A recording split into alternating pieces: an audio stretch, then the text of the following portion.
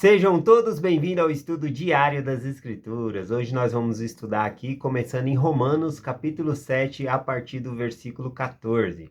Aqui, Paulo, ele faz uma analogia colocando lado a lado o homem natural, ou seja, o homem carnal, com o homem espiritual. No capítulo 7, ele traz, então, a parte que diz que é o homem carnal, o homem natural, tá bom? Então a gente vai falar um pouquinho sobre isso, depois ele fala sobre a lei espiritual. Importante dizer que Paulo ele está fazendo aqui uma retórica, né? Para explicar melhor para as pessoas, ele coloca na condição: eu não consigo fazer o bem, eu sou carnal, eu faço mal, eu procuro fazer o bem, mas faço o ruim, né? Por causa da carne. Importante dizer que ele não está descrevendo a própria experiência dele, tá bom? Ele está descrevendo a experiência de quem vive na carne, no sentido dos desejos da carne, tá bom? E depois ele vai descrever a pessoa que vive segundo o Espírito, tá bom? Vamos lá.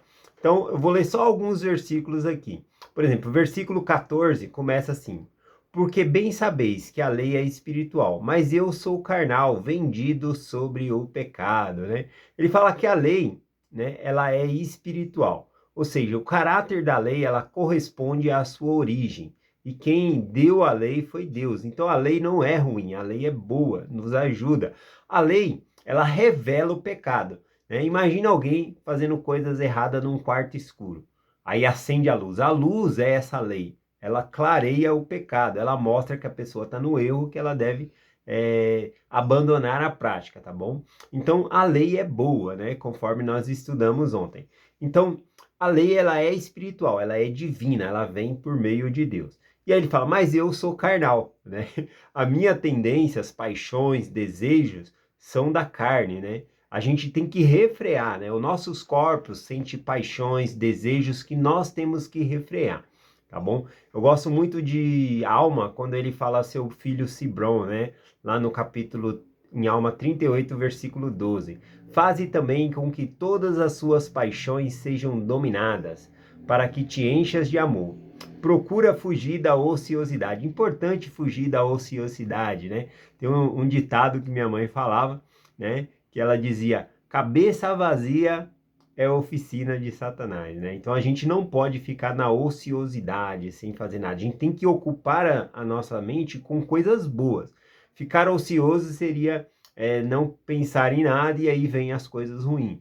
Mas na verdade nós temos que ocupar a nossa mente com coisas boas. Repare que a alma disse a seu filho, né? Todas as suas paixões devem ser dominadas, né? Não é errado ser tentado, né? Ou sentir o desejo. O que é errado é nós cedermos a essas tentações, tá bom? Agora, vir tentações sobre nós, isso é normal. O que não é normal é a gente viver na prática do pecado. Então, Paulo, ele não está descrevendo aqui uma vida cristã. É uma pessoa que sempre está caindo no pecado e não consegue sair do pecado. Não, aí é o homem natural, tá bom? Então, ele continua falando. Aqui também no versículo 14, ele diz assim, né? Porque bem sei, porque bem sabemos que a lei é espiritual, mas eu sou carnal, vendido sobre o pecado. O que que significa esse vendido sobre o pecado? É a expressão da escravidão, né? Conforme Paulo explicou lá em Romanos capítulo 6, versículo 16, dizendo assim, ó: não sabeis vós que quem vos apresentardes como servo para obedecer, sois servos desse a quem obedeceis? Ele fala: a quem você apresenta para servir, você se torna servo. Então, se você é servo do pecado, né, você acaba se tornando escravo do pecado. Essa é a ideia aqui. Por isso que ele fala: eu sou vendido às minhas paixões, eu sou vendido aos meus pecados, porque ele cede às tentações, né? É nesse sentido aqui que é o sentido da carne, né? Então aqui, ó, do versículo 15 em diante, Paulo ele vai descrevendo essa experiência, esse conflito interno de quem vive na carne, tenta fazer o bem, mas não consegue. E por que ele não consegue, né? A explicação vai estar no capítulo 8, né? Que é quando ele começa a falar das coisas espirituais, né? Do homem espiritual. A pessoa não consegue porque ela tenta sozinha. Ela tem que buscar Deus. Nós, por nós mesmos, nós não temos força. É isso que, se nós lermos aqui o capítulo 7, a partir do versículo 14, e entrar no capítulo 8 ali, a gente vai observar que a diferença é quem estar com Cristo. Estar com Cristo renova nossas forças. Ou seja, na verdade, a gente ganha forças quando estar com Cristo. Tá bom? Então, esse é o sentido. Ele vai descrevendo várias coisas aqui, né? Não vai dar tempo de ler tudo. O versículo 22, por exemplo, ele diz aqui: porque segundo o homem interior, tem o prazer na lei de Deus. Segundo o homem interior, está falando o espírito, né? Nós somos feitos de duas coisas. Nós temos o corpo físico, que tem nossas paixões, desejos, né? Que ele está falando que é segundo a carne, ou conforme o rei Benjamin, né? O rei Benjamin fala, né? Que o homem natural é inimigo de Deus, né? E tem sido desde a queda de Adão.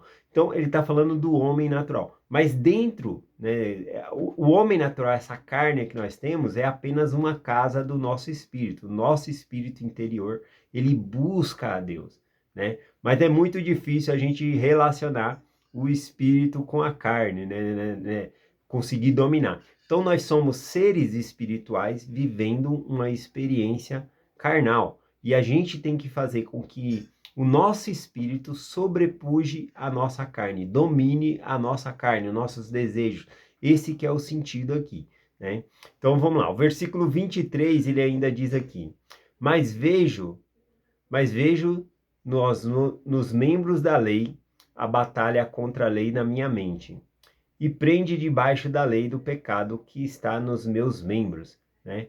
Aqui ele está descrevendo a luta interna, né, de uma pessoa carnal, que tenta fazer o bem, mas não consegue, que é conforme eu estava falando, Mosias 3, versículo 19, né, que nós temos que nos submeter ao Senhor.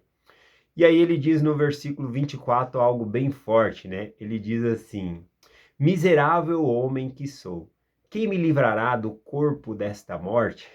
Né? Ele fala como um homem miserável que ele não consegue. O homem miserável, ele não consegue por si só, né? Ou seja, nenhum de nós consegue por si só. A gente precisa. Ele está mostrando toda essa experiência aqui, dizendo que nós, por nós mesmos, nós somos miseráveis. Nós não conseguimos sair do estado do pecado. Nós precisamos de Cristo. Esse é o sentido aqui, né? E quem me livrará do corpo dessa morte? A morte aqui, né, é o corpo que nós temos cedendo ao pecado, cedendo às paixões. O caminho disso é a morte espiritual. Então, por isso que ele fala: quem vai me livrar do corpo dessa morte? Mas é a morte espiritual. O jeito que eu estou vivendo está me conduzindo para a morte espiritual. É esse o sentido aqui, tá bom? Então vamos aqui, sem demora, adentrar aqui no capítulo 8, tá bom? Porque começa a falar do homem espiritual, que é importante aqui. O versículo 1, por exemplo, ele diz assim: portanto, agora nenhuma condenação há aos que estão em Cristo Jesus, que não andam segundo a carne, mas segundo o Espírito. Observe que aqueles que estão em Cristo, nenhuma condenação há. A gente é perfeito quando anda com Cristo? Não. A gente não é perfeito, a gente tem nossas falhas, mas a gente está num relacionamento com o Senhor, um convênio com o Senhor. Então ele nos livra, ele nos dá capacidade de superar os desafios. E aí a gente começa a viver segundo o Espírito e não segundo a carne, como é mencionado, né? O versículo 3 diz assim, né? Tudo do capítulo 8 agora de Romanos. Porque o que era impossível à lei, enquanto eu estava enfermo na carne, o que era impossível na lei, que eu estava enfermo na carne, o enfermo na carne aqui é a incapacidade de remover as consequências do pecado. A nossa carne está doente, ela não consegue se livrar do pecado. Nós somos incapazes de fazer isso. A gente precisa de Jesus Cristo. Por isso que ele fala aqui, né? Enviando o seu filho em semelhança de carne de pecado. E por causa do pecado condenou o pecado na carne. Então, para que nós nos livrássemos, ou seja, como nós poderíamos nos livrar do corpo dessa morte, da morte espiritual que nos espera por conta do pecado? Somente em Jesus Cristo. E uma frase aqui que eu gostei muito, que deveria chamar a atenção aqui, ó, ele enviando o seu filho em semelhança da carne do pecado. Por que ele não fala que o Cristo nasceu semelhante à carne, mas ele fala semelhante à carne do pecado. Porque semelhante não é igual, né? Então seria assim, Cristo, ele teve um corpo físico, tá bom? Ele estava sujeito às mesmas provações, às mesmas tentações, às mesmas paixões, mas ele nunca caiu.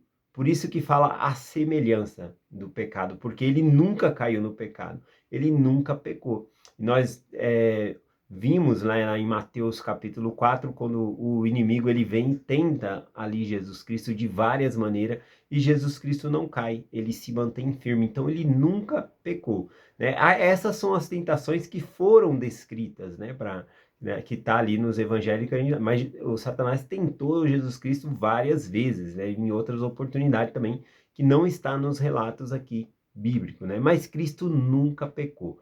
Então ele fala, eu gostei dessa parte que fala nessa semelhança aqui. O versículo 5 diz: porque os que são segundo a carne inclinam-se para as coisas da carne, mas os que são segundo o Espírito para as coisas do Espírito. Porque a inclinação da carne é morte, mas a inclinação do Espírito é vida e paz. Portanto, a inclinação da carne é inimizade contra Deus, pois não é sujeita à lei de Deus nem em verdade o pode ser. Portanto, o que estão na carne não podem agradar a Deus. Então ele descreve facilmente aqui o homem espiritual. Você quer saber se você é uma pessoa espiritual ou se você é uma pessoa carnal? O que você busca? O que você está buscando é realmente o que você é, o que você se torna. Se você está buscando as coisas de Deus, você procura ir na igreja, procura guardar os mandamentos. Se você se preocupa se você está pecando, você já está se tornando assim um homem espiritual. O seu espírito está sobrepujando a sua carne, né? Então ele fala que o homem carnal, ele não agrada a Deus, porque ele só vive no pecado. Não significa que o homem espiritual não peque, mas ele não permanece no pecado, ele se arrepende e volta-se para Deus. Então essa é a diferença aqui do homem espiritual e o homem carnal que ele vai dizendo aqui. Vou ler mais 2 versículos. Versículo 14 diz assim: porque todos quantos são guiados pelo Espírito de Deus, esses são filhos de Deus. Então, nós temos o Espírito Santo. O Espírito Santo nos guia. Se você ouve a voz do Espírito, você procura fazer as coisas boas, então você é de Deus. Você está sendo uma pessoa espiritual. O mesmo Espírito, versículo 16, o mesmo Espírito testifica com o nosso Espírito que somos filhos de Deus. A comunicação entre nós e Deus é entre espírito, né? O nosso espírito, ele consegue entender melhor a mensagem de Deus, né? O Espírito Santo passa para o nosso espírito. E aí que tá a coisa, às vezes a nossa carne interrompe essa comunicação, porque às vezes a gente não está atento, ou o sono. Uma boa maneira de ver isso é quando Jesus Cristo, né, ele está no jardim do Getsemane e tem ali os apóstolos, ele fala, vigiai e orai, né, para que não entrais em tentação. Ele até cita, né, na verdade o espírito está pronto, mas a carne é fraca. Por que ele fala isso para os apóstolos? Porque o espírito deles estavam ali com Cristo, eles queriam estar com Cristo, mas o sono estava tão pesado que eles adormeceram. Então isso é a carne. A carne traz esse cansaço e tudo isso, né? E aqui a gente vê o espírito, ele deve sobrepujar sempre a carne. Tem uma história de um homem, né, que ele tinha uma rinha e ele tinha 2 cachorros bem bravos, né, que ele colocava para brigar. Um era um cachorro preto, outro era um cachorro branco. E os cachorros, eles tinham o mesmo porte, né? Então as pessoas nunca sabiam qual cachorro ia ganhar. Mas ele, né, o homem da rinha, ele sempre, né, claro que eu estou dando um exemplo aqui de algo que é ilegal, né? Mas esse homem sempre ele apostava no cachorro que ganhava. Incrível, né? E as pessoas falam, nossa, mas como você consegue apostar sempre no cachorro que ganha, né? Se você aposta no cachorro branco, o branco ganha, né? E aí as outras pessoas viu que o branco ganhou, na outra semana, quando tem a rinha de novo, todo mundo tá apostando no branco, porque o branco ganhou do preto, mas aí o preto vai e ganha, e só você ali, né, apostou no cachorro preto. Como você sabe qual cachorro que vai ganhar? Como você sabe que é o cachorro branco que vai ganhar ou é o cachorro preto? E ele falou, é muito fácil, né? Eu apenas deixo de alimentar o cachorro que eu quero que perda. Então aqui nós acabamos de falar sobre o homem espiritual e o homem natural, o homem carnal. Qual deles a gente quer que vença? Né? É aquele que a gente alimentar mais. Se nós fazemos coisas que só alimenta o homem natural, o homem carnal, a carne vai sobrepujar o nosso espírito. Agora, se nós tiramos tempo para ler a palavra de Deus, estudar, fazer as coisas que agradam a Deus, a gente vai estar alimentando o nosso espírito. Consequentemente, o nosso espírito vai ser muito mais forte do que nossa carne, né? E esse é um dos propósitos que a gente faz, é sempre o jejum. A gente enfraquece a carne e eleva o nosso espírito, né? Então, espero que você possa ter entendido essa mensagem, que nós somos seres espirituais vivendo uma experiência carnal e que o nosso espírito ele tem que sobrepujar a nossa carne. Um efeito disso, de que uma prova de que nós estamos conseguindo sobrepujar, é que nós estamos guardando os mandamentos de Deus. Nós estamos querendo agradar a Deus sempre.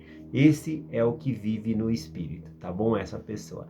E eu deixo essa mensagem com vocês, lembrando que nós não conseguimos sozinho. Temos que buscar a Cristo. Se você leu o capítulo 7, entrando no capítulo 8, o que mudou?